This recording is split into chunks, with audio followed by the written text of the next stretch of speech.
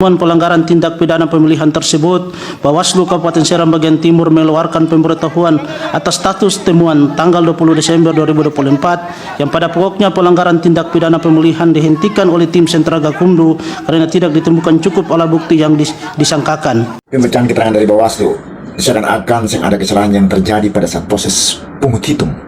Masa semua aduan ditetapkan oleh Gakumdu bahwa yang memiliki alat bukti yang cukup itu? Lalu video-video kecurangan yang beredar luas itu Gakumdu dong buta kah? Nuntuli. Nah ini termasuk teguran keras Bawaslu terhadap KPU SBT tidak menjalankan PSU di beberapa tempat. Apakah ini bukan fakta bukti?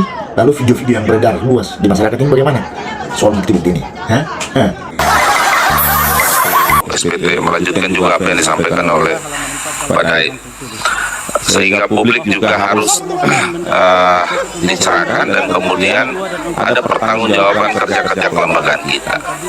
Yang pertama saya harus sampaikan dan menegaskan bahwa dua rekomendasi yang dikeluarkan oleh dua Panwascam sebagaimana yang disampaikan oleh saudara Ketua KPU bahwa absurd dari sisi pembuktian. Saya minta ini untuk ditarik. Kenapa?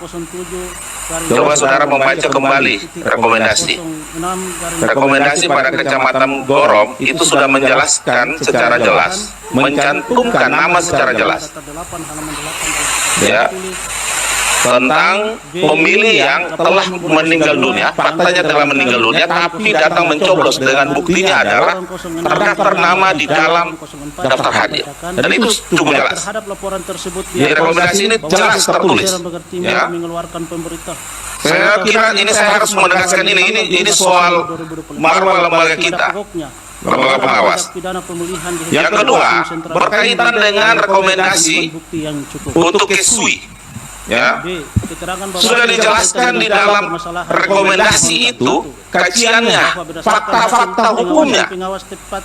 Ada keadaan yang dijelaskan sebagai kajian tentang mereka yang datang, anak-anak yang datang melakukan pencoblosan. Dalam penjelasan rekomendasi PSU betul itu menjelaskan bahwa mereka ternyata ada nama di dalam DPT. Nah, ada fakta atau keadaan di mana protes diajukan oleh saksi pasangan calon bupati nomor 5 pada saat keadaan saat itu ya. Dan kemudian ini menjadi fakta peristiwa hukum sebagai dasar teman-teman Panwascam mengeluarkan rekomendasi. Lalu di mana bagian yang saudara sampaikan absurd? Bahwa kemudian nanti secara formal teman-teman akan memberikan tanggapan ya berdasarkan kajian sesuai dengan penjelasan Pak Ongen tadi. Tapi saya juga harus menanggapi secara langsung ini. Karena ini terkait dengan marwah kami lembaga pengawas. Saya memandang ini mungkin saja bisa saja menjadi penjelasan untuk menghindar. Ya, tapi kami akan melakukan telah terhadap jawaban nanti dari teman-teman KPU SBT bahwa kemudian ada potensi kesengajaan, ya kami akan melakukan mekanisme tata cara sebagaimana mestinya. Saya kira itu ya yang perlu saya tegaskan buat saudara ketua dan saudara anggota KPU SBT. Terima kasih, saya kembalikan kepada pimpinan sidang. Terima kasih Pak Step, rekan-rekan saksi. Baik, ini silakan. Ya, terima kasih Pak Ketua.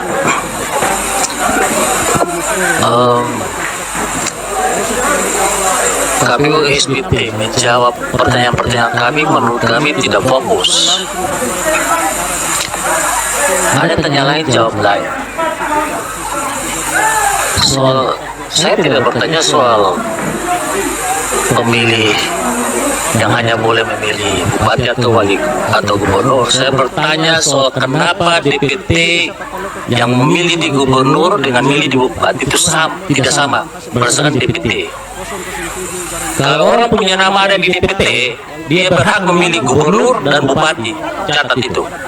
Kalau berbeda datanya ada apa? Yang kedua, pemilih tambahan. Karena berdasarkan dia tidak ada penundangan, dia pakai KTP. Dia memilih satu, memilih dua-dua. Anda jangan mengarang cerita ini. Anda mengarang cerita ini, Ketua KPU. Yang berikut, Starlink dipasang atas permintaan siapa? Jangan ada masalah kalau Anda salahkan wilayah SBY tidak terjangkau dengan sebagian desa.